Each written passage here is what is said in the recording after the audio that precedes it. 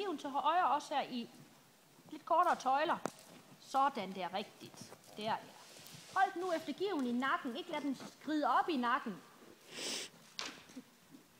Der, ja. Ikke lad den skride op.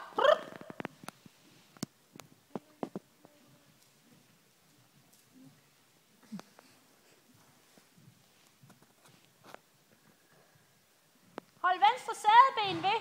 Sidder du ikke kun udelukkende på højre sadeben der?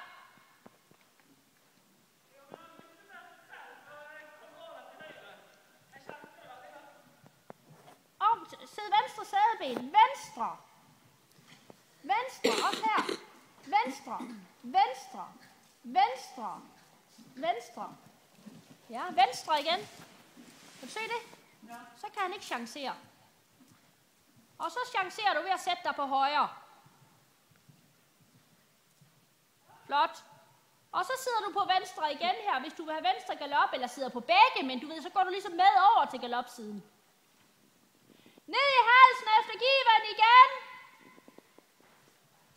Der, ja.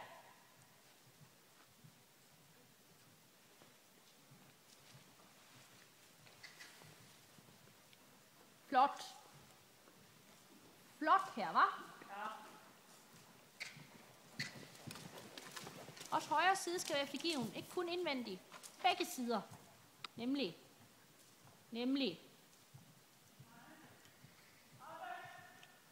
Chancer tilbage igen. Nu ved du, at hvis du skal stille til højre, så trykker du hesten lidt over mod venstre med dit højre sadeben. Er du med? Og modsat den anden side også. Så stil til højre, højre sadeben, højre sadeben, højre sadeben. Det er udvendige. Der, ja, der, ja, der. Kan du mærke det?